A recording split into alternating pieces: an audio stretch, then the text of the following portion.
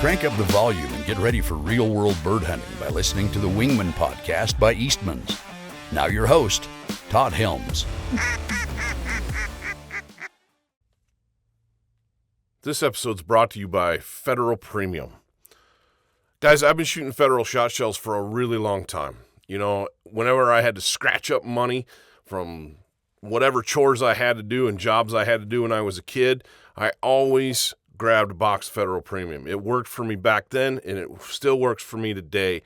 Everything from the TSS heavyweight black cloud loads to the traditional black cloud loads to the blue box speed shock and now the new heavy bismuth loads.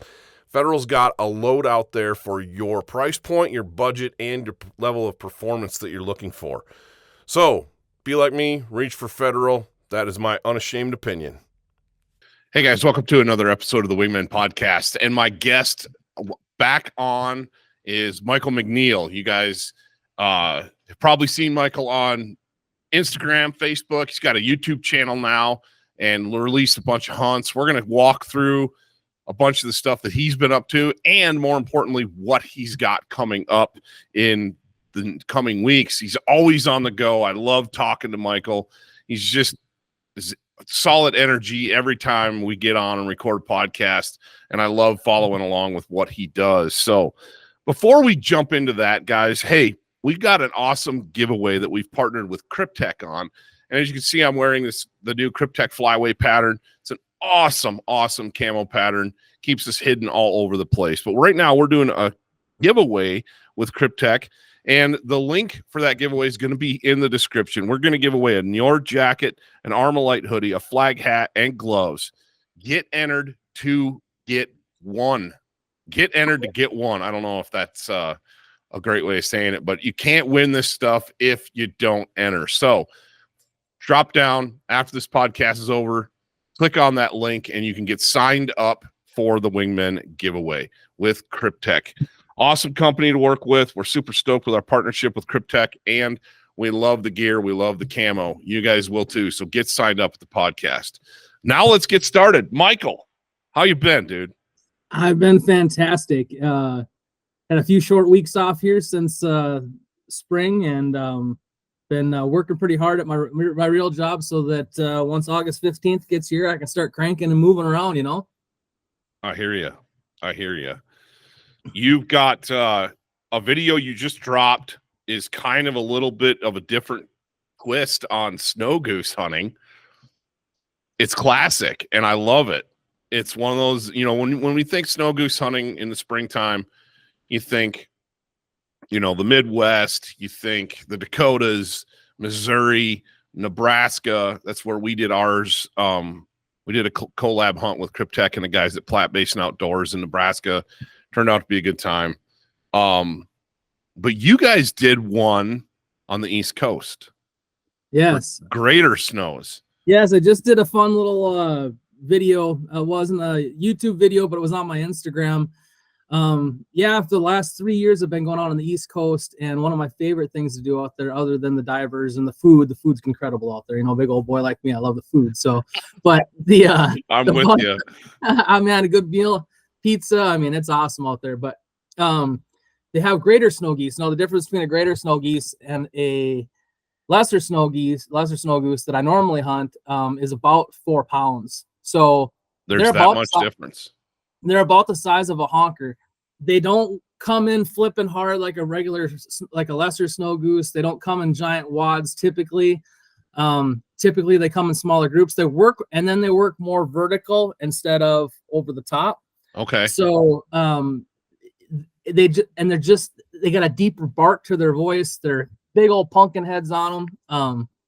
It's a lot of fun, and we got to do it in the fall. I've never done a spring one, but we did it in the fall, and no e-collar, no nothing, just hand calls. And we had a few hunts that were, I mean, a really good day on graders is, 30 to 50 birds. Sure. A really good day. But right. I got the first one I ever shot with had a leg band on it, landed in the decoys. What? Yeah. So we went out there, and I ended up hunting with my fall play New Jersey guys. They invited me. I got to know them over Instagram, and we traded hunts. And went out there, get to in the A-frame. They had all the decoys set up, and we're all just kind of kicking it, get to know each other. It was our first day there. And all of a sudden we look up and here come two, like in the dark before shooting time, just come in and laid down, tucked their heads, went to sleep. And I'm like, are you freaking kidding me? You know? So then I look up and 5 minutes later, here come another one, lit right down in the spread, tucked its head, went to sleep. I'm like, are you kidding me? Like, what the heck? And they're like, this never happens. And I was like, so there's me and a couple buddies, and we're waiting on shooting time. And he goes, well, why don't you guys go, you two go shoot those two. And Michael, you walk down and get that one. Just sneak in there and get close and then shoot them. So they get in spot, and I go down to get the single, and they say, take them. And they shoot theirs on the ground, and just to get one, a nice one. And I look up, and mine stands up and stretches its wings. And I look down at it, and I'm like, it had a band on it. I'm like, leg band. And I just roasted it on the ground. And sure, so the very first squeeze in New Jersey, the very first greater snow goose I shot was banded. Oh my gosh! You can't make a story up. No, you can't. You can't. That is wild, man. Yeah, I remember as a kid, one of my dad's good friends had shot a greater snow goose back in, the 70s. And it was mounted is hanging from the ceiling. Mm-hmm. And I just remember being fascinated by that thing. And I remember it, as a kid, everything seems bigger, right? And I remember it seeming like a pretty good sized bird at the time. And now, having shot a pile of lesser snow geese and Rossies and different things, they're small, they're minuscule. I think back, I'd like to go back and see that mount again. And I think he shot it somewhere out east. I don't remember exactly where, but I got the one at the taxidermist with the leg band on it. Oh, so, I would hope so. Yeah, so it was a big one too. So, and it's actually, and that's the difference. A lot of people think you might shoot a greater. It's kind of like the blue phase Ross thing. And just a little prequel here. Not this week, next week on Sunday, I'm releasing the first ever blue phase Ross shot on camera. No one's ever done it. Really? We shoot over 150 birds in Saskatchewan, and flock of birds come in, blue phase Ross comes in. I call it out in front of everybody in the camera. I shoot it, run out and grab it, and it's the first one ever shot on video as far as I know. Guaranteed. Wow. So I filmed it. I got it. It's done. Video is going to be released next Sunday at 5 p.m. And so just as long as we're on that little conversation, as far as I know, it's the only blue phase Ross ever filmed. So, and we got it on GoPro and on the big camera. Dude, that's phenomenal. That's so cool. That probably happened on the hunt that I was invited on and didn't get to go. Right. Yes. Yes. You've been there. Oh man. So back to the very first podcast we ever recorded, which led to a whole bunch of plans and things that I didn't get to do, some things that I wanted to go on. And it just turned out where the boss man was like, nope, you got too much stuff here. I need you here. And I'm like, okay. No worries. But, oh man, that is super cool. Where can people find that tell us exactly where. My YouTube and my Instagram are the same handle. So you can search on YouTube or Instagram for me at Michael __ McNeal, McNeal. So Michael and you can do it for YouTube or Instagram. If you find me on Instagram first, every time I share a video, I share it in my story, and there's a link. Also, each new video will be in my profile. If you click on my profile, it'll show you a link, and you can click directly on that link to go to my YouTube channel. And make sure you hit the subscribe button. I finally hit 1,000 subscribers on YouTube. It's been the hardest thing I've done because it's a lot of freaking work. And for what you guys do with editing all your stuff, I can't imagine. I've had to learn as I go. It's getting better. My editing and the videos are getting much better. Even just my filming process and how I do things. It's been a huge learning experience. And the fact that 1,000 people like it enough to, and subscribe. People are watching the videos for like 10 to 12 minutes, which is wild. That's phenomenal. That's phenomenal because most view times are not anywhere close to that. Yeah, so people are loving it, and that's good, man. So, and there's and you guys, I think I've got 30 videos up, 40 videos up now. And now from here on out, until the second week of September, I'm going to be doing 2 videos a week every Monday and every Sunday and Monday at 5 p.m. There's going to be 2 videos going out. So cool. I mean, that's ton the of key to Instagram is consistent, or any social media. YouTube, I meant to say YouTube, is just that consistency, and it's difficult to do. You know, I sat down with my video producer Lindsay yesterday, and we slated out all of last year's hunts and release times for. I think we start releasing in this year. We'll start in October, and it'll be October, November, December, January, February, March, and April is what we have videos for. And then lots of other stuff in the mix, you know, between podcasts and different things. It's just a monster that you have to continuously feed. It is. Yeah. And so I've gotten better at it. So every Sunday night, as I get a YouTube video done, I just upload it and get it done. So that's the nice thing is you can just put everything in there, get it scheduled out, and it's done. But as far as like Instagram goes, like every Sunday I sit down at 7 o'clock at night and I plan out my week. I get reels and stories and everything uploaded, and then it just kicks in. But it's people just think that it just like, oh, you're just willy-nilly throw something out there, No, not at all. Not if you're going to run a successful, not if you're going to run a successful channel, for sure. And you have a very robust Instagram following, and I'll put the links to your YouTube channel. I'll put the link to your YouTube channel so people can find it easy in the description. They're listening to this. They'll be like, I want to go see that. They can just go down in the description and hit the link. That shouldn't be a problem. So that's cool. And I'm excited to see your success and where, because when the last time we talked, you were just getting the ball rolling on all this. Yeah. Well, even like recently, like I've got several hunts for Cole Townsend, who's got a huge channel also. Mm-hmm. Yep. Him and I I was up in Saskatchewan this spring for 26 days or something like that straight. Wow. So we have several hunts where him and I shoot 2 leg bands in 3 consecutive hunts, where we kill 2 leg band and snows and blues like in every hunt. Another one where I shoot another one. First flock comes in and I'll get a band off the top. I mean, so we're shooting a lot of bands too on camera too, but the footage turned out awesome. I mean, there was a few ones where you get a no-win day, and I kind of took your advice, and I kind of was like, I don't know if I want to put that out there. And you're like, no, people want to see it when it's tough. And I'm like, okay, well, I'll put them out there then. And you're right, they still watch it and they still liked it, even though they weren't coming in. It's one of those deals where we got looking at some footage yesterday from a hunt we did last winter on the river. A couple of us took our kids, and I knew we had birds, but we didn't have a lot of birds. And I was like, well, this is going to be interesting. We'll see what happens. And long story short, we shot like idiots. I mean, it was just one of those days where you just couldn't hit. I couldn't hit anything. I was like, what is going on? And there was one flock in particular. We had this group of birds come in, and it was a big, big group. And I was like, I guess let's burn them, because I don't know season's winding down. I don't know what we're going to get for birds out of Montana. Let's just do it.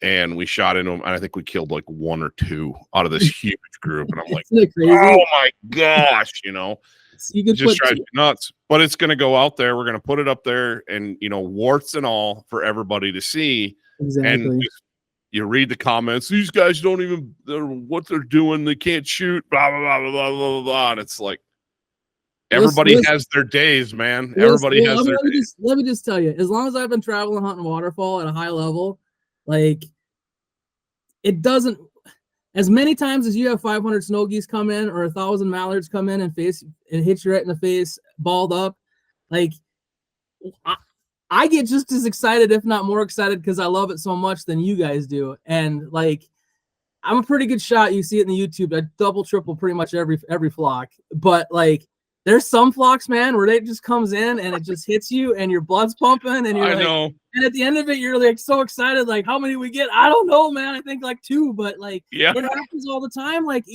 I know we're human too. Yeah, we're like, I shoot a lot and I'm a pretty good shot, but like it happens. Like, I get worked up. If I didn't get worked up, I'd go freaking, I don't know, do something else. Like, oh, absolutely. excited, Yeah, you know? absolutely. Well, and then the worst part is when you're creating content, you'll make it unbelievable shot, and the cameraman won't have got, and the camera won't get it. Camera wasn't rolling, or for some reason, so it doesn't turn out, and you're like, come on. We had the snow goose hunt we did with the guys at Platte Basin Outdoors and Cryptech down in Nebraska. It was a ton of fun. It was one of those deals where the Cryptech guys were like, hey, we're going to do this hunt. You guys should come. And we ended up getting our CEO, Ike Eastman, and Butch Whiting was there from Cryptech. And he's the founder, the owner, the whole, I guess he doesn't own the whole thing outright anymore, but he's the founder of Cryptech, was the CEO for years and years. He's the guy at Cryptech. And it was like cool to get the two big boss men together on a hunt, and the Tangle Free crew, some of them showed up. So it was a lot of networking, that was going on. It was a hunt you just kind of have to do. And it turned out it was great. But the last day we hunted, the first day was kind of ho-hum. A lot of the birds had migrated north already. Second day we got snowed out completely. Woke up to like a foot of wet, heavy snow. Well, that pushed a lot of those birds that had migrated. They reverse migrated that day. And during the night in the storm, they got pushed back south. So the last day of the hunt, we did pretty well. We had, I don't know, 50 bird day or something like that. And it was a lot of fun. It was good. But we're all standing around at the very end, talking, doing wrap up, and the video camera gets shut off, put away. And here comes a single bird, and everybody's stuff, guns are like cased, unloaded, everything's put away. And this bird's coming in, and he's coming like from way up high on a stairway, like he's on a stairway. And somebody, Mike Tracy, the owner of Platte Basin Outdoors, is like, somebody kill this bird. We're all standing around with nothing, and I reached in my bag, grabbed one shell, threw it in the Renegade, I just grabbed a black cloud, threw it in the Renegade, straight up over my head, boom, folded that bird, and he almost fell in the pile. That is awesome. From straight up, just full, and it wasn't on camera. Yeah. I'm like, oh, dude. Yeah. So it's always stuff like that. Yeah, that's why like Cole turned me on to using GoPros, and we use a hat clip. Yeah. And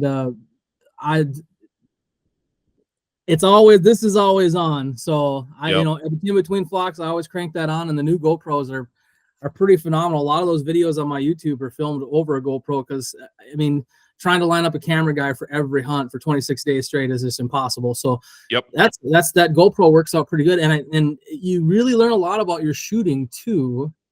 And watching your gun barrel go and where things are hitting, and like with that GoPro on your head, it works pretty smooth. 100%. I agree with you. We still use GoPros, but we found the Platte Basin Outdoors guys turned us on to, I think they're called Insta 360s, and they're a 360-degree cam that goes on you can do anything with them. You put them on the bill of your hat, you can do all kinds of stuff, and it's really easy to use. You just touch it. The image quality's better than the GoPro, and it's got horizon lock, so it'll like lock on the horizon, and it's not as jumpy, and they're really cool. Then we started using those last year. I'm excited to see all of the footage, but the little bit that I've seen from using those turned out really, really well. It was really cool. It's cool to hear like everybody and that's the whole thing. Once you decide you're going to film a show, or you're going to film a channel, or you're going to put content out there, and like it's all learning, and then just keeping up with the technology, because every year there's a better GoPro, there's a better 360, there's a better camera, there's better sound, and you have to like stay up on it, because that stuff actually makes it easier when you're doing this stuff, and then trying to figure out how to edit it all, and everything's got a different downloading program. So it's it's like there's a lot behind the scenes that people don't understand. It's even beyond just trying to get the birds in close and get them on camera and get everybody shooting really well. Like when we did Alberta, and this is more up your alley. When we did Alberta 2 years ago, you do our hunt in the morning, do our goose hunt in the morning, and then we'd go, eat lunch, whatever. And we would spend all afternoon downloading footage, downloading cards, and reformatting some of the stuff, reformatting some of the cameras. We were using Tacticams at that time on the gun barrels, and they had to be reformatted. Right. It was hours of work in between. And we Right. were doing bear hunts in the evenings. Oh So my gosh. you're up super early in the morning to go hunt geese. Some of those hunts we'd be an hour from town or more, and you'd get back, eat something. By the time you get all done with all of the camera work, you'd have 30 minutes or 45 minutes to catch a quick nap and then go bear hunt until 11 o'clock at night. Exactly. And you're just, after 5 days of that, you're just wiped out. Yeah. Well, let me just tell you, 100% wiped out. want to know who's a freaking animal? Cole Townsend. You guys don't understand it, but this guy will go out, get up at 3 o'clock in the morning with me, do everything I'm doing, put decoys out, do all the stuff, and that guy will come back after a hunt and edit every video, everything all the way down, get the episode done that freaking day. Really? He will download all the stuff. He will edit it that stinking day. So when the very day that less than 2 hours after the footage is done, he's got it edited and done. That's impressive. The guy's an animal. And he's like, Michael, it's easier to remember to do it the day of. And I'm like, you have a point, but I'm 42 and I need a goddamn nap. Like, I'm taking my nap. He's like, well, you should start. So at least he's got me now downloading everything the day of, separating in folders. So it makes it easier for me to edit what's what. But man, the guy's an animal. I mean, watch, and he's had uber success on both Instagram and YouTube, but the guy, after spending that many days with him, he gets it done that day. It's freaking insane. It's interesting that you say that, because if you see success in anything, I don't care what avenue of life it is, whether it's Instagram, whether it's social media or YouTube, whether it's sales that you do, editing, which is my day job here at Eastmans, to be successful requires hard work. I don't care. For every hawk to a girl, right, that is instant, overnight success, 15 minutes of fame for saying something stupid on a viral video, you get 100 other people that are out there just busting butt every single day, and that's the key to their success. And too many people are like, oh, well, yeah, it's just, you just throw out some videos. And my kids have this guy they love watching. He's a YouTuber called Danny Go. Okay. And he's incredibly creative. And you guys that are parents, have little kids, probably know who I'm talking about. He's got a great YouTube channel. And I remember we started watching it when he was pretty new, and his videos were pretty basic, but they were fun and catchy kid stuff. Now the dude's a sensation, just an absolute sensation. He's got a team of people around him. And you just watch his videos and you're like, dude, the amount of work and planning that's gone into that video, that's, he'll do, I think he does 2 releases a month or something like that. It's a full-time job. That's what he's doing for a living, and he's doing well at it, but the amount of work that's involved, it's not just happenstance. It's hard work. I wish I could do maybe I can try it. These spring hunts that you guys are going to see that are being uploaded on my channel now, literally, ladies and gentlemen, you guys we're up at 2:30 in the morning. We hunt till 8, 9 o'clock, 10 o'clock in the morning, come back, clean all the birds, eat breakfast, finish up the videos, drop everything into, and then we're back out scouting at 5 and it doesn't get dark till 9:30, 10 o'clock. So, it's a long day, because you can shoot it like 4:50 or 5 o'clock in the morning in the spring, because the days are so long up there. So right. It's just a freaking long day. And, you do it for 26 days. It's pretty freaking, it's taxing. But nice thing about the fall is, the days are getting shorter, not longer. So I might have a little more time to be able to do. And, you try to spend time with friends and family up there, and try to do all the things. And, it's just a long thing, but hey, it's a fun life, man. I was going to say, I don't want to complain, because you and I are blessed to get to do what we love. Yes. 100%. And just looking forward, I'm already looking forward to the fall. We don't have a lot of local birds around here. but the ones that are around are starting to fly out to fields in the mornings, and they're they're starting to see them, and it's like, exactly. Okay, here we go. Speaking of which, you guys are less than a month away from so your early honker opener in North Dakota. August 15th, and in fact, and that's been part of the deal here. I sold 2 trailers. I bought a new trailer. We've been getting that all set up. I'm actually doing a YouTube video on how to build the ultimate decoy trailer. I've almost got the thing done, and I'm gonna have to edit it up, but I'm gonna try to get that up here in the next couple weeks here too. So I filmed every process. As you know, I'm a gear guy, and I waste no expense on gear. And I built this trailer. Is phenomenal. It's a 24-foot with a 5-foot V car hauler trailer. It's pretty freaking and cool. It's got 110 power, lights all the way in the inside and around it. I mean, walls, hangers. It's cool. So I've been working on that. So we've been getting ready for that. But then August 15th, we're gonna start early goose here in North Dakota. You guys wondering how the hatch is? We had a phenomenal hatch this year, especially on honkers and ducks. We have a ton of water. It is wet in North Dakota, South Dakota, Minnesota, and even up in Canada. It's very, very wet. We've had a lot, which is good for ducks, good for geese. And it's actually good for them too, because a lot of these fields are getting flooded out up here, and they can walk right up out of the water, and the farmers ain't too happy about it. But I bet they can. You get 20, 30 geese walking out of a slough, they can clear a couple acres of beans pretty quick. Oh yeah. So this early season that we have on August 15th in North Dakota, that's it's hard. It's not as easy as you'd think it would be. But the birds should fly early this year. They got nested early. We got a ton of geese around, ton of baby ducks. It should be a phenomenal year. I know the snow geese got up on the tundra extra early this year, so we should have a good snow goose hatch. Pheasants, I read a thing online that said North Dakota and South Dakota had the best pheasant hatch they've had in the last 10 years.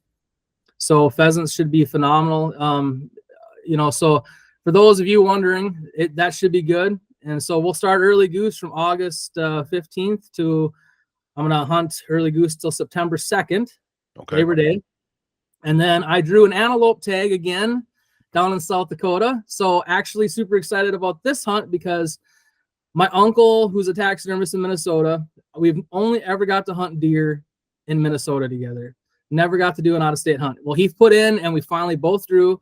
So my uncle and I are going to go to South Dakota to hunt antelope September 15th September 5th through the 15th. Then I'll come back for 4 days, and then I'm going to head to Canada September 18th through the October 18th. So I'm going to go there for a month. And then I'm going to come back, catch up on work, and do a few things for a couple weeks, and then we'll start our tail end of the North Dakota season here in November. Well, I'll hit it hard for 2 weeks for specks and snows and dry field ducks. And then I drew a mule deer tag for deer season in North Dakota. So I'll be down mule deer hunting for a week. And then from there, take a week off, and we'll head out west to Montana for, I'm going to go out there for probably 10 or 12 days in December. Do that. And then we'll take time and visit family and stuff over Christmas. And then I'm going to head down to Texas for 2 weeks. Come back, and we drew out-of-state waterfowl tags in South Dakota. So we're going to do some late season honker hunting in February. And then the spring starts. So then we'll go right into spring. So it's going to be a wild year. I'm working on this potentially for next April, a puffin hunt in Iceland. So I've been working on that. What? Yeah. So we're working on that. I got a few guys that we're trying to get committed for that. There's only a 2-week window in Iceland, and Iceland's the only place in the world where you can shoot puffin. And a puffin, basically, if you've never seen one, looks like a little toucan bird. They're about yay big, and you go to these islands, and there's the only place in the world you can do it's Iceland. And we're working on a puffin hunt. And as far as I can see, nobody's ever done a puffin hunt on YouTube. So we're working on that. I've not seen one. So we're gonna go, and there's as far as I don't think there's a limit on them. You can just keep whacking them. And so, but you only get a 2-week window. So we're working on that for April, and then Cole Townsend, as I've mentioned, he's working on some stuff to go to New Zealand in June. So, and then a normal snow goose grind in the spring. So we're I got a lot of cool stuff planned, and I'm trying to pick hunts that I've been going through YouTube, and I'm a fan just like everybody else. So I've been kind of trying to find some stuff that nobody else has done, and get some of that cool stuff out there. So a puffin duck hunt on the Iceland coast would be kind of neat. Yeah, that's so cool, man. I'm happy that you get to go do that. I can't wait to see how that turns out. That's going to be like you said, I've never seen one of those. The closest thing I could find is who's the mean chef on TV? He's the guy with the blonde hair. He's always yelling at everybody. Gordon Ramsay. Gordon Ramsay did a YouTube episode where he goes to Iceland and they catch the puffin with a net. They got like a 20 to 30 foot net, and they reach up and catch him, and then he cooks them. That's the closest thing I can find. But as far as I know, nobody's done an actual hunt where you shoot them with shotguns and do the whole thing. And I talked to the guy that's going to run the hunt, and he said, a lot of guys come out with high hopes, but they're not very good shots. So that has a lot to do with how many you shoot that day. But sure. So I'm trying to get some killers together that can go out and we can really make a pile of puffin. And that's what the video is going to be. A pile of puffin. Oh, so, dude, that's wild. That is wild. This episode of the Wingmen podcast is brought to you by Savage. Guys, a couple years ago, I started shooting a Savage Renegade shotgun and cannot tell you how impressed I have been with the product. I've put thousands of rounds through a couple of different models that I have, and they do nothing but go bang and kill birds, and that is what I need in a shotgun. The fit and performance is next level. I love how comfortable they are. I love the fact I can adjust the fit if need be. I love the fact that the gun is super tough, cycles and works in all conditions, and gotta say, they just plain kill birds. Oh, you just ran us through a schedule that is most dudes' like lifetime dream, and you're gonna do it in a few months. 12 months. Yep, that's the 12-month schedule. So that's phenomenal. So I mean, if there's somewhere I could go in July, maybe Argentina. I know I might have to reach out to Ramsey Russell, but find something in July. But my one goal that I'd like to do in a season, I'd like to kill a goose in every month. Yeah. Somehow. Yeah. I did a couple years ago. I stayed until snow goose season in Saskatchewan doesn't close till June 15th. Right. I don't know if anybody knows that or not. I did kill one on June 1st. So I did kill one August through June every month, a goose, but I didn't get one in July. So yep, you're just missing July. Go to Argentina and find something. Find some goose to shoot, I guess. I don't know, but or Africa maybe. Africa, yeah, I'd love to go shoot some spurwing or some Egyptian geese. That'd be kind of neat. Right. But yeah, I'm trying to find some cool stuff and unique stuff, as I think that's what's going to hit the best on YouTube. And plus, like, I've always wanted to go to Iceland. It looks gorgeous. Like, I mean, what a better way to spend an April day than on an island in Iceland shooting puffin, I guess. Yeah. I don't know. Like, I don't know what it's going to be, but I'm excited. Oh, man. Well, you'll find out. I'm excited to see how that turns out. That is wild, dude. That's what I mean. The first time we did a podcast together, I was like, I told you, I said, I kind of get to live, all of us YouTube guys, anybody that watches YouTube, we all live vicariously through other people's hunts and experiences. That's the fun part about being a content creator, is you get to bring those experiences. You get to bring people along with you on your hunts. And for guys like me that are, grinding it out in a 9 to 5 and raising kids and doing all that stuff. And my kids are getting to the point now where we're into the activities now, where we've got tennis and we've got swimming and we've got volleyball and it's only going to increase. And that makes it difficult for me to be gone or to go, trot the globe and hunt for puffins. That's probably not in the cards for me, but I get to watch stuff that you do and be like, man, that is so cool. And then to be able to have you come on the podcast and tell folks about it and tell us about these hunts, it just lights a fire, and for me, it keeps me motivated and keeps me jazzed up about waterfowl and about hunting year round. I've always been a bird brain, but being able to watch content like you produce is just, it just fuels that fire all year round. Right. Super cool. Right. And I'm gonna try to film these. I'm gonna get more into big game. I'm not gonna be a big game guy where I'm planting food plots and I'm freaking Right. It's too much time. Too much time away from waterfowl. Yeah, waterfowl. And that's the thing. When I'm antelope or I'm mule deer hunting, I still see a flock of cranes or honkers fly over. I'm like, God dang it! Like I'm terrible. I'm the same way. I'm the same way. But like, here's the thing. Like, my antelope and deer hunting are my time for me. There's not a lot of guys around. I get to just get up and do whatever I want that day. Go do a hunt how I want to do it. I don't got to worry about anybody else's feelings. I don't got to do anything. I can just go and big game hunt. Right. So I think I'm gonna try to film these 2 antelope, and I'm gonna get a couple doe tags too, and just do a smatter in a few big game hunts too on my YouTube channel. I think I'm ready for that, and I think, but the hard part is I got to find somebody else too to run the big camera, because if you're going to take a 200-300 yard shot, you're not going to be able to see it with a GoPro. So it's a whole nother that I want to do a little bit. I'd like to do 4 or 5 big game hunts at least a year on my channel too. Yeah. Well, we obviously film a ton of that stuff. That's what the Eastmans brand is built on. And it's interesting. We're in the process of moving offices right now. If you can't tell, this is a new space here behind me. And I'm actually sharing an office with Dan Picard, who's off my left shoulder here. And he's the face of, he's our killer. He's the face of our Beyond the Grid program. And it's just an elk killing machine. And he and I talk, because he loves to waterfowl hunt too. And so you'll see him on a lot of the Wingmen channels as well. We've talked quite a bit, and it's his opinion that successfully filming waterfowl is like, the birds are in flight and all the movement, all the dynamics of it is more challenging than filming big game. The big game stuff comes with different set of factors, especially if you're looking at backcountry hunts. It's way more physical. It's more physically demanding. It's, you're getting one chance. You're getting one chance to film a good elk kill. Whereas, in a waterfowl blind, you're going to get multiple opportunities a day to get good content.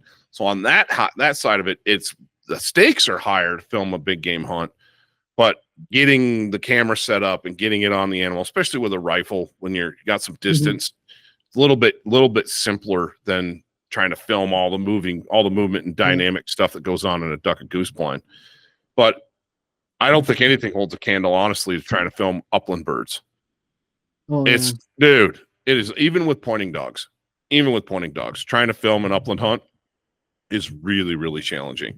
Yeah. Those guys that do it well on the flush just blow my mind. And they've gone to some of the places in northern Minnesota and even Canada and filmed rough grouse and woodcock hunts. And anybody that's even hunted those birds knows how challenging they are to even shoot, let alone get on camera. And it's just incredible. Brian Kelvington from Federal, he's a huge upland grouse guy and rough grouse and woodcock guy. And man, he just you can just tell when he's been doing it, because it's tiring. And I couldn't imagine, I grew up in Minnesota, so I know how thick that stuff is. And then they're in the thickest, nastiest stuff. So to even get a shot off is crazy, but to pick up a bird on camera would be really tough. That's crazy. Brian's a good dude. And he and I have had some great conversations, and obviously you and I are both teamed up with Federal. Phenomenal company to work with, just phenomenal. And you guys, you always post your annual ammo delivery. Got one coming this week. Pallets of federal ammunition. It's just cool to watch. But back to your trailer build. I don't want to give away any secrets, but I've caught snippets and pieces here and there, and you've completely overhauled everything, and you're revamping everything from the ground up. Yeah. So from where we've went to where so I've owned, this will be my 9th trailer build in my life. So I've started out small, big, went to big, back to small, trying to figure it all out. And you got to imagine, folks, I'm on the road, and, you know, especially in the fall, one day we might be hunting honkers. One day we might be hunting lessers. One day we might be water hunting. One day we might, it might rain 2 inches and I need something with tracks on it to go get into the field. One day we'll be hunting snow geese. One day we'll be hunting honkers. You just don't know what you need. So in the past, the last few years, I've had 2 trailers, one for Canada geese and darks and one for snow geese, even crane decoys. So, but it gets to be a pain in the butt trying to get somebody to swing by my house, grab the other trailer, take them both. And it just, so what I did, I bought a big AT4 diesel truck. I just ordered this trailer. It's, like I said, it's 8.5 feet wide, 24 feet with a 9-foot V. And it started blank. And we have put it in flush mount lights into it. E-track system. We've built shelving in it. I have, painted and then we sealed all the floors in it. Ladies and gentlemen, it's pretty awesome, but it took me a long time to figure this process out. And I mean, we've got 110 power, so you pull up. So like when we're snow goose hunting, we use a lot of like rotary machines and clones and stuff that move, and it runs off deep cycle batteries. So every day for the last 15 years, most of my life, we've been carrying in these big heavy deep cycle batteries into the lodge or wherever we're staying to charge everything. Well, wouldn't it be nice to just have a rack system in there and just be able to charge in the trailer? So we added a 110 power. So run a 100-foot extension cord out to wherever you're at in the trailer, plug it in, hook up the stuff in the trailer, and you don't got to lift the batteries anymore. It's simple things like that that make your life a lot easier, especially when you're hunting 26 days straight in Canada, or you're hunting in Texas for 2 weeks. Like, you don't know where you're going to be, and you don't know what you're going to need based on what you go out scouting. Like I said, some days we're hunting cranes, the next day we'll hunt snows, the next day we'll hunt specks, next day we're dry field hunting ducks, and you know, you just don't know.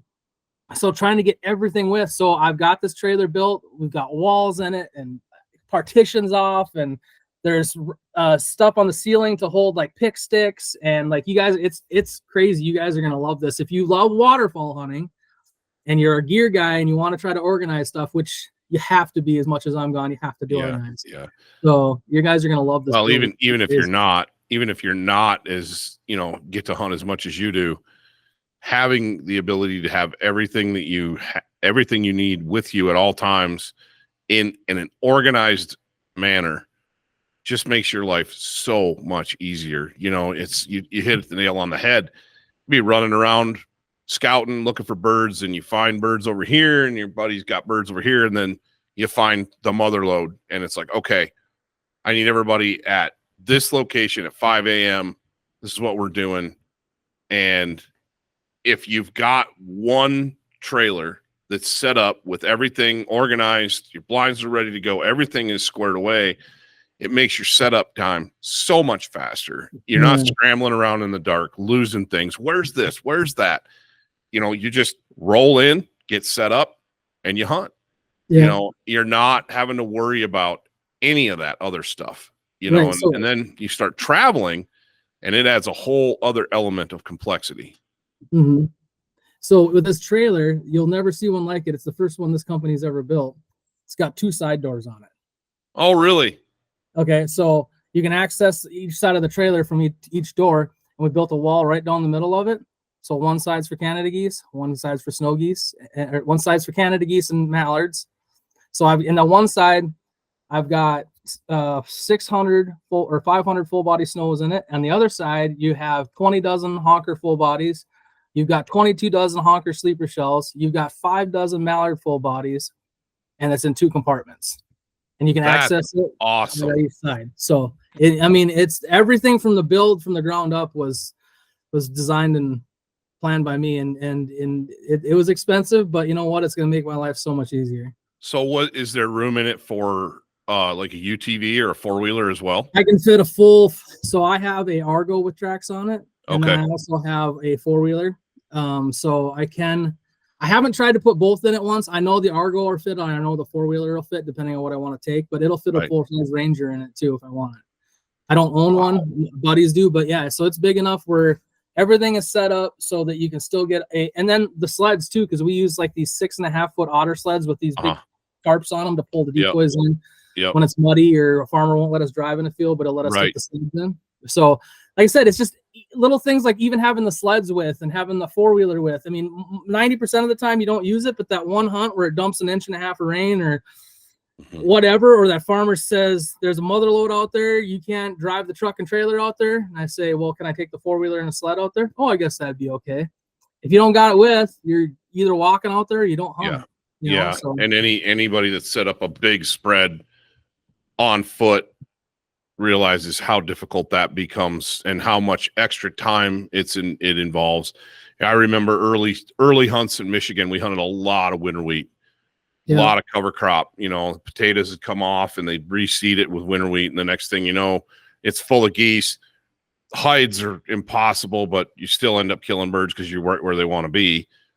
But you got to walk in. They don't want you driving on any of that stuff, and you're carrying in. Thankfully it was honker hunts, so you didn't need a ton of decoys. Right. But that's where we started using silhouettes, and it was like all that stuff to make things more portable. You just got to be able to adapt to every situation, and if you're going to get hard about it and going to get serious about it, it requires a big investment in gear for sure. And that's what waterfowl is to me. Everything is so situational. There's no 2 days that are the same. Right. Then that's the thing. Like, especially when you talk about going from ducks to cranes to swans to whatever, like every day is different. You don't know, like, especially in the fall, like I'm not looking for a certain thing. I'm looking for an opportunity. I'm looking for an opportunity to put a whacking on something. And when I'm out scouting, I'm like, what's the best opportunity for that day? And you gotta, if you're traveling and you're not close to home, you gotta have everything with you. So that's what this new trailer builds out. And I've seen some guys, and I've posted a few things, and a lot of people are really interested in it. And I've never seen anything done at this level. So you guys are going to love this YouTube video. And if you have your own trailer, you're going to want to watch it. It's pretty cool. That's super cool. And folks will get some ideas out of it and implement some of those things. People, I can already hear it. People are like, that's crazy. That's way more than, and it's like, that's fine. You don't have to match the scale. Maybe they can pick up some ideas on how to organize their stuff, or get a little trick or a tip on what to do, because not everybody's going to have the resources to be able to do that. And not everybody's going to need that level of stuff. But if you can pick up little hacks and little tips, it's going to make your life easier for sure. Yeah. And that's the thing. And that's what it's all about is it's not, I'm a gear guy. I like cool stuff. Like when stuff comes out, I want it. This is what I like. I like to do that. Like that's what I like to spend my money on. But the other thing of it is just having it organized, having it all put together right, having, each spot. I even got label maker. I bought this extra big label maker so that when my buddies who don't get to hunt with me a lot, and they don't know where things go and nothing gets put away right, and it drives me crazy. Like, no, like there's a hook right here. You got to be able to see it's right here, guys. No. So I even got a big label maker. So where the chairs go, where the backboards go, where the A-frames go, where the clones go, like you can physically see a sticker so they can't mess it up. So, cause there's nothing worse than we're picking stuff up at the end and everybody's running in there and I got to go back in there for 20 minutes and re-straighten it. So just making life easier and less time picking out all the things makes, and like I said, we just talked about how busy it is to scout and to hunt and to work the dog and to film and all the things, like 10 minutes here, 10 minutes there takes a lot away from your day. So that's what this trailer build's all about. And I just think people are going to, typically waterfowl guys are more gear guys than just about anybody. Yeah. We're pretty gear centric for sure. I geek out on it too. I saw that the little snippet of that and I went, okay, I'm going to pay attention to this and watch this video. What did you do for decoys? Because it looked like you revamped everything in the decoy department too. Yeah, so I still kept my Dave Smith Snows. I got rid of that. So I got rid of the big full bodies that I had. As much as I travel and move around, every time a decoy got a scratch in it, I felt like a jerk. Like I just felt bad about myself. Like I was like, I just scratched it, scuffed this decoy, scratched it, whatever. So I switched over my honkers. I still have 22 dozen sleeper shells or 25 dozen sleeper shells. And then I also went to AVNX, just a staked honker full body. And I bought, and then specs and snow. So I bought 20 dozen of them. We just got done tail looping them this weekend and throwing them in the trailer. So for as much as I hunt and picking them up and not having to double bag stuff, I can say I tried it. I had a $30,000 honker spread. I tried it.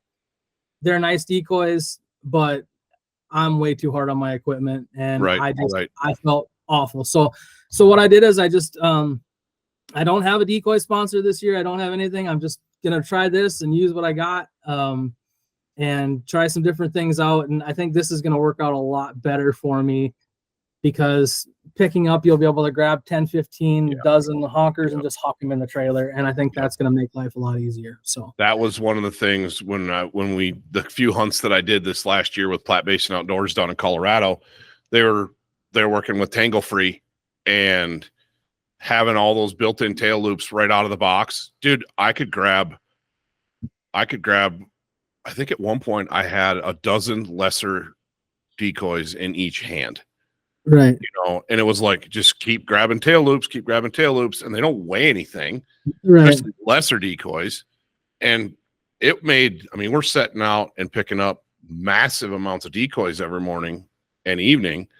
And those tail loops and being able to just huck them in the trailer made life so much easier. Because I did the same thing when the AVNX, or not AVNX, when the greenhead gear fully blocked came out. I bought, I think, 5 or 6 dozen of those things, and when I was bagging each decoy individually, and then I went to the slotted bags, and it was so much time to set up and tear down. And my buddy's out there with his Bigfoots that are 20 years old, and we're killing just as many birds with them, and just tossing them in the trailer. And I'm like, all right, I think I'm done with these super fancy decoys. They're nice. They're awesome. And if a guy's only going to have a couple dozen and it's not a big deal, by all means, but in the Midwest, in the Midwest where we're at, our fields, Saskatchewan, South Dakota, North Dakota, you're talking about quarter to half sections to full sections of, you need a big spread to even get them to look at. So like, on honkers on a bad day, and easy day, I'll put out 10 dozen. Right. If we're cranking on them, we're going to put 30, 40, 50 dozen decoys out. So like if the migrators are pushing over that day, or it's going to be good for that, or we're running traffic or whatever. So you got to have a lot of stuff where I'm at, how I do it. You might not need to, but day in, day out, you got to have it available to you. Yeah, no, absolutely. Absolutely. And I don't mean to, say that you're wrong. That's not what I'm getting at. It's just certain areas are different. Certain situations are different. Thankfully where we are, I don't have to run massive spreads. I can get by with. I'm envious of that, man. Oh yeah. A lot of guys are. I could set out, even if there's 1,000 or 2,000 birds in a field, I could set out 50 to 100 decoys and kill all the birds that we want on most days. On most days. Hunting, if I'm hunting water, it's even fewer. I can go with, a lot of times I can go with 6 decoys and kill decoy all the geese that I want to decoy. It's just different. But when you're doing stuff on a large scale, big fields, lots and lots of birds, you got to match what's out there, or you're not, you're going to struggle to be successful for sure. And that's what's so cool about hearing, like, how you guys do it, or how I do it, or how the guys on the East Coast, guys on the East Coast, they can put out 5 dozen silhouettes and kill all the honkers they want, they can, they put out, the guys on the East Coast sometimes will put out 2,500 to 3,000 socks to kill these graders, where they'll come out here and hunt with me. We'll put out 400 or 500 to full bodies and just absolutely wreck them. Right. So like, it's cool when you start traveling, and then that's the other thing is how do they have their trailers set up? All the, I've done it with a lot of people, and that's where all these like ideas come from. And I keep a little note thing in my cell phone every time I see something kind of cool. I just a little note in there. So then when I get ready to build something and that's where this kind of series is going to come out. You guys are going to love it. It's going to be a long video, but it's going to be cool. And I think you guys are going to love it. No, I'm excited to see it, man. I really, really am. It's going to be super cool. So out of everything you've got coming up hunt-wise, what is, other than building the trailer and running around like crazy, what does some of your off-season prep look like? Well, like I said, this trailer's been a big thing. Here next, after this trailer's done and the decoys are done, which I'm about 90% done on all that, we'll start going around and we'll get our farmers all lined up here at home. We'll get make sure fields are secured and posted correctly and get everything right. So we're set up that way. And then we'll go from there. And then we'll start calling farmers, in other states that we're hunting and let them know, hey, I'm going to be here on these days. And, so, if you can save your stuff for me, that'd be great. So, then we'll start getting into, sending farmers gifts and that's, having a good relationship with your farmers is huge. So Massive. other than getting my gear ready, it's a full-time job for me. I hunt with about 88 people a year. So just getting everybody schedule and this is when I'm available. This is when I can fit you in. These are the hunts that are available. I'm full on this one because I try to keep it to 6 to 8 guys per rip, so I'm trying to fit everybody in so I can see everybody, all my friends every year and hunt with the guys that I really enjoy and stuff, so just that's and lining up lodging for all of it, who's bringing what, who's riding with who, do we need, a buddy's got a Ranger with tracks. Do we need it on this hunt? Can you bring it? Whatever. So between lining all that stuff up, keeping the gear ready, keeping that relationship up with farmers, those are the 3 main things that eat up a lot of my time. And then, oh, by the way, I have a real job that I have to try to keep them happy too. And which I'm pretty much here about September 1st, I'll be done for the year. So I can just start cranking and killing stuff. That's nice. That's nice. You said in the first podcast we did that you deliberately ordered your life this way, so you could do this waterfowl stuff, so you could hunt as much as possible. And good for you, because I am envious. That is super cool. What about, I did a solo podcast last week, just kind of talking through some things that were on my mind. One of the big ones being voteforamerica.org and getting the million hunters out there, licensed hunters who don't vote every year. Pennsylvania had over 500,000 hunters that didn't vote. And I did a little podcast on that, and there's a link in the description. This voteforamerica.org, you could go to there, you can click on a link and instantly get registered to vote. So there's no excuse. So getting registered and then getting out and voting. But one of the other things that I talked about in that podcast was shooting. And when I was a young man, and I love to shoot, I've always loved to shoot. When I was a young man, I used to shoot skeet league, shoot sporting clays, shoot trap league. I mean, if I could, I'd shoot every night of the week if I could. But I found myself shooting too much. And what I mean by that is, there was one summer in particular, I developed some bad habits. And I got to the point where stations 5 and 6 on a skeet field, they're crossing birds. I couldn't hit them. I was going from shooting 23s and 24s and 25s every round to 17, 16, 18. And I'm like, what is going on? And I just got in this funk because I was shooting so much that I developed some bad habits, and I couldn't get out of my own head, couldn't break them. And I had to stop shooting completely for about 2 months. And when I came back, I was ready to go again. Do you shoot to practice in the summertime? Do you shoot league? Do you do any of that stuff, or you just pick up where you left off? Because you are a good shooter. That's one of the things you'll notice from Michael's videos is he can shoot a shotgun. So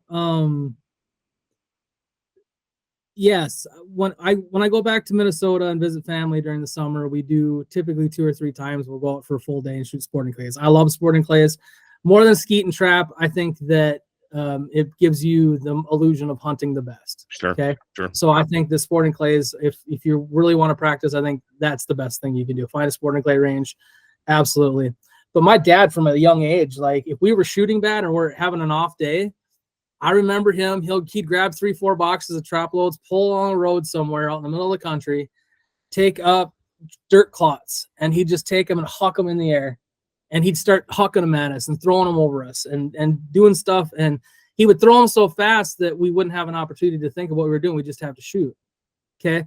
So everything that I do, like people ask me, what kind of sight do you use on your gun? What kind of bead do you look on your gun? Or I've had people say, hey, your bead's missing on the end of one of your shotguns. Well, and me and Cole even had a thing where, so there's a famous personality guy that was on a duck hunt and he couldn't hit anything because he said his bead was gone on his gun. He lost his bead, whatever. It doesn't matter what you're shooting. If you shoot a lot, it becomes second nature. I don't ever think about what's the lead on this, what's the lead on that. Like, it's just a reaction. Like when you shoot a lot, I shoot 25 to 30 cases of steel shot a year. I probably shoot, 10 or 5 or 10, cases of lead a year, like 7s and 8s and stuff, So the best thing that I do is, we shoot a lot of pigeons. If you can hit a double or triple on a pigeon's decoying. So here, geese are no problem. Yep. Yeah. So because they juking and jiving. So like, decoying pigeons, and even Cole Townsend, he does this too. He does a lot of pigeon hunts. So, and pigeons, everybody's got pigeons.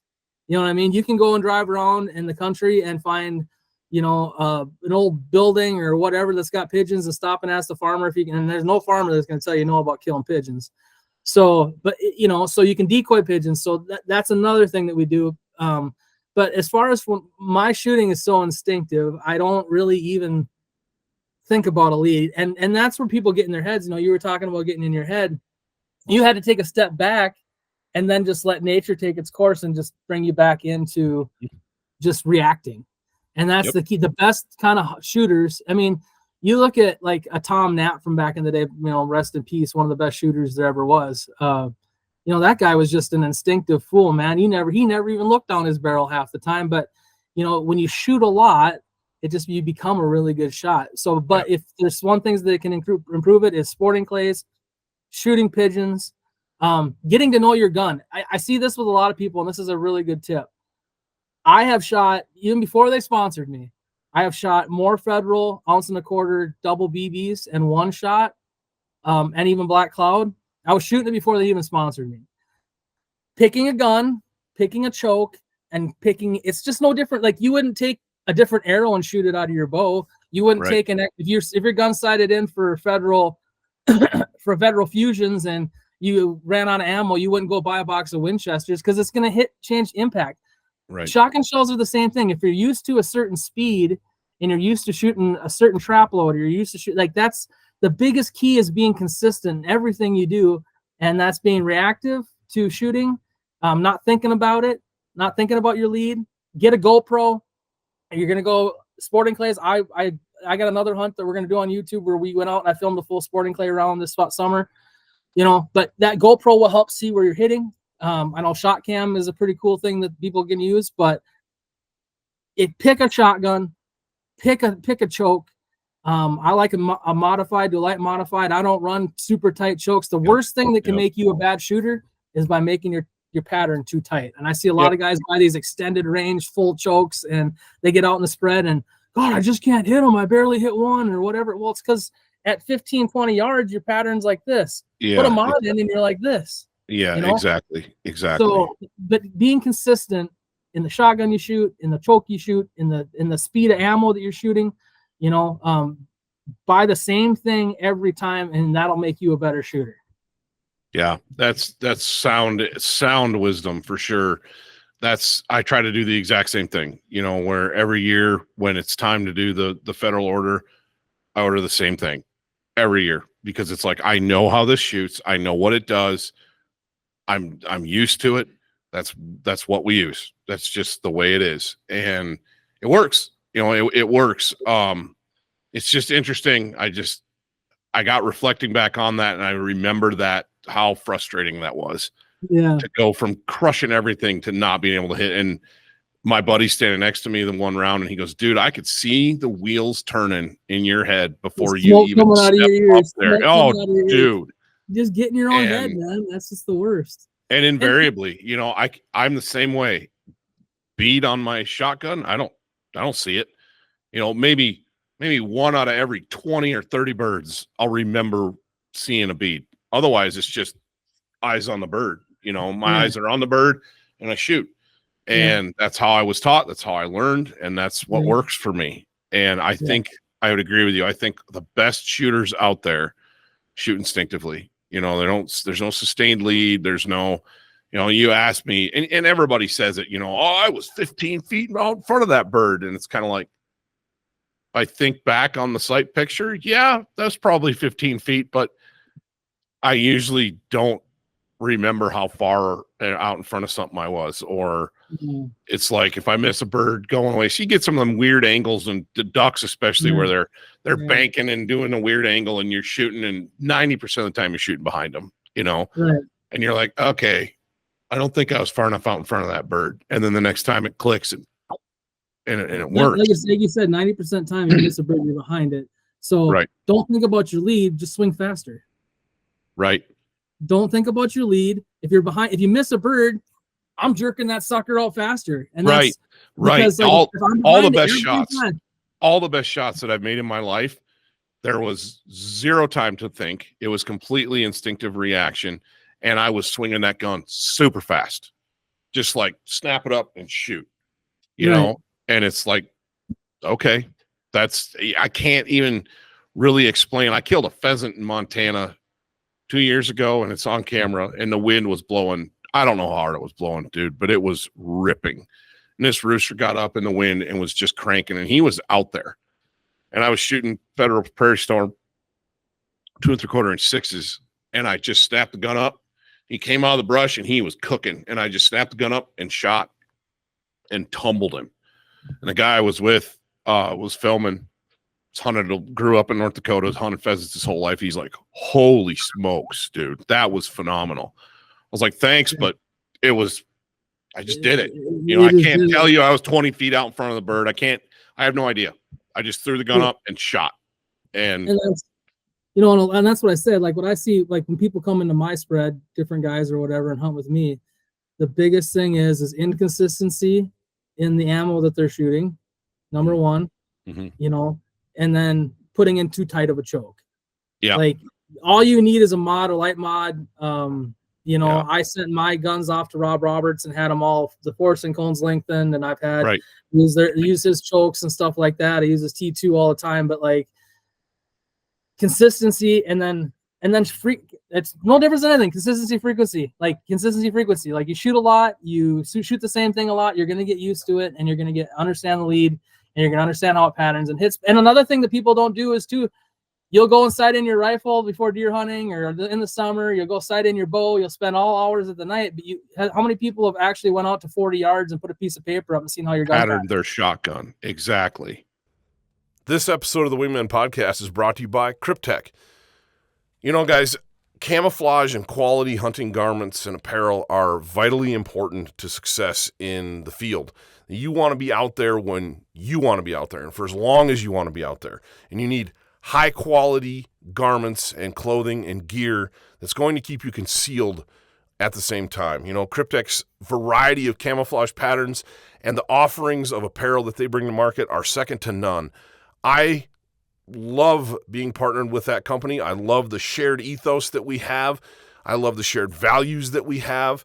And I'm super proud to support a veteran-owned American company like Kryptek. Exactly. You don't do that. I do that even though I know where my shotgun's going to hit, right here before goose season, the week before, I have a religious thing. A Wednesday night, I'll go out, I'll take all of my shotguns out, and I'll put them on paper. I'll shoot what I'm going to shoot and see where it's hitting and see what it looks like. But try different stuff. Like, you know, each gun and gun manufacturer likes something a little bit different. It may be a shot size or whatever, but each gun does so. And that's why I have the force and cones lengthened in all my shotguns too, is because that's going to give you a more even pattern. But like, like just consistency, and then put it on paper, see where you're hitting, count the little marks, make a 30-inch circle and see where you hit. Yep. You know, that's going to make you a better shooter. That's a really good point, because we know to shoot our bows, we know to shoot our rifles and make sure they're dialed, but nobody, the turkey guys are the best at that, because they're shooting different loads and they're playing with stuff and tweaking things. And a lot of them are shooting red dots. So, you know, they're really consistent with that. You know, I took both of my daughters killed their first turkeys this spring. My oldest is 9. My middle child, my youngest daughter, is 6. And I took it was a Stevens 301 thumb hole 410 with a Leupold Delta Pro red dot on it. And I wasn't really sure that, especially my 6-year-old, that she'd be able to, like, the gun, like, there's no way she's going to be able to, it's a thumb hole, but there's no way, it's too big, and I'm like, there's no way she's going to be able to get her head down and see through it. But with the red dot, she could keep her head up and just find the red dot and put it on the target and shoot. And we went out with both of them, different individually by themselves, but I did it with each of them. Took a box, took a bunch of turkey targets, a box of shells, and I had shot the gun. I'd sighted the gun in with the Federal Premium TSS 3-inch 9s, 410 loads. I knew the gun was dialed for those loads. But for practice, I just got some Federal Top Gun 2.5-inch, I think 7/8s, I think I grabbed. Because then the recoil's less for those little kids. Not because even a 3-inch 410 on a little kid can beat them up if you're not careful. Yes. And so 2.5-inch, we went out and I let them pound that box, man. Just pound it and pound it and pound it. And the shooting of that box, they were dialed. They're like, Dad, both of them, after like half a box of shells, Dad, I'm ready. I'm ready. And I'm thinking, let's go try it. And put a bird. They each had a bird, different hunts, but they each had birds right in the decoys. And they just, at that point, they're not thinking about recoil from that gun, they just boom and smoke these gobblers. But turkey guys are really good at that. They're patterning their guns. They know what they do. Waterfowl guys just kind of grab whatever and go for the most part. And you're really doing yourself a disservice. Yeah, you are. And like I said, I'm a, black cloud and blue box, man. If you're on a budget, shoot the blue box. If you have a little extra to spend and you want it the premium, and if you're ever wondering the difference between the blue box and the black cloud has the wound channel openers. You're going to get more devastating hits. You're going to get better accuracy. It's got the flight control wad in it. It's going to give you more even, denser patterns. So the difference in it is you're going to have better knockdown power. You're going to kill more birds with the black cloud. Now, I've shot just about more cases of blue box than anybody on this planet. I love blue box. In fact, if that's all they sent me, I would gladly shoot it. But if you want something just a little bit that gives a little bit more edge, and I'm talking, out in that 40 to 50 to maybe 60 yard range, that black cloud's going to have a lot better knockdown power. For sure. Yeah, that's where I see the difference in the two, but for day in and day out, especially on ducks, if I'm shooting ducks on the river and everything, shots are long shots, 40 yards, everything's right in your face. I'm going to shoot, 2 3/4-inch 4s. And I've played with everything. I've shot the black cloud TSS. I've shot the bismuth, the heavy bismuth, you name it. I've shot it. It's all phenomenal. Federal does a phenomenal job with all that stuff. But yeah, if you're on a budget, dude, that blue box stuff is just lights out. Just lights out. And especially if you like you said, you're shooting birds in the face in the decoys, you're not going to notice a difference at all. Mm-hmm. At all. Where you notice it is extended range and then late season birds. When we're talking when we're talking about like late season hunting in North Dakota or Montana, when these big honkers got a big flight and stuff, flight feathers, and they got that extra thick feather pattern, and they got a lot more. They're fattened up. The black cloud will definitely bring down birds dead. More because they got, and that's the difference. So, and the late season stuff, I shoot quite a bit of the TSS in the late season. Shots are longer, birds are thicker, tougher, and you don't have cripples. I got a young dog, and my light. If you guys wonder why the lighting changed, my halo light just died. The battery died. So we're an hour in, and the light died. So my face is dark now. But whatever. Your amateur hour over there. Yeah, I know. But I got this young dog. He's 3, just turned 3. Last year was his second full year of hunting, and he did great. But one of the areas that he was weak on at year 2 was getting birds in field, because I just didn't do a lot of it with him. I hunted almost everything was on water, and I could send him across the river, and he could do blinds but most of the time he's looking for a bird floating in the water in the river, right? Whole different set of challenges. You get him in a goose field, there's barley stubble that's 14 inches high, dead goose laying out there. He can't see it. So he's got to trust me to send him. He lines out and he goes. Right. First time we did it was his first hunt doing it. And I'd line him, go. He'd go about 10 feet. What am I doing? I'm like, man, I need a cripple. I need a crippled goose out there honking and walking around that he can line up on and pound it, right?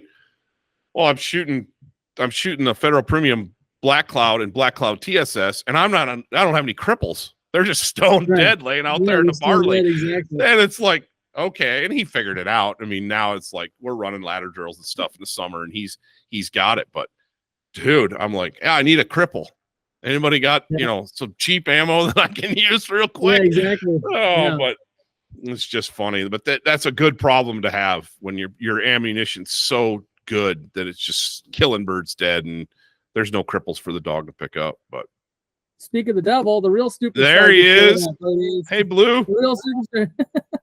This is, in fact, if you watch Cole's videos and you watch my videos, speak of the devil, this is the real superstar of the group right here. That's Blue. It's my dog. He's 4 years old. And actually, we found you a girlfriend, didn't we? So you're going to make me some puppies this winter. We're going to get another one. Nice. So we're going to find Blue a girlfriend. Awesome. Yeah, he's a good dog, man. Any of you guys that have watched the videos know that Blue's the real deal for sure. He's a machine. Love it. He's all right. Get down. Isn't that funny? Yeah, I love it, dude. You start talking about dogs. He was laying out in front of the house and he came walking over. He heard DOG and he's right there in your lap. That's a good dog, man. That's cool. Well, dude, I appreciate your time. You're a busy dude. I'll let you get going, but let's stay in touch. You get out in Montana. You get out in Montana this year. Give me a call when you get out here. If I can get you down here and get you on some birds. Last year it wasn't even worth hunting out here until the last 2 days of season. But, exactly. It was rough for us last year. You were wondering where all your birds were, and I was up north of you about 4 or 5 hours. I was like, I know where all your ducks are. I know exactly where all the birds were. I just couldn't do anything about it. But we got them. We got some really nasty cold weather and pushed them down, and we ended up getting some good hunts in. But yeah, dude, stay in touch. Give me a call. Yep. If we can make something happen this fall, we will do it for sure. That'd be awesome. Well, thank you for having me on, and thanks everybody for tuning in and giving me all the support on YouTube. Remember, Michael __ McNeal, McNeal on YouTube or Instagram. Anything I can do to be there for you guys and answer any questions you have, just let me know. I'll always answer. Love it. Well, thanks, dude. I appreciate it. Guys, one more thing before I let you go. If you are one of the almost 1 million hunters out there that is not registered to vote, or you think voting doesn't matter, you're wrong. Go to the link in the description, voteforamerica.org, and get registered. While you're there, get a buddy to register and get out this fall and vote. The future of what we love is literally at stake, and you got to vote for for your passions for sure. Thanks again, Michael, dude. I appreciate your time, man, and stay in touch. Thank you, guys.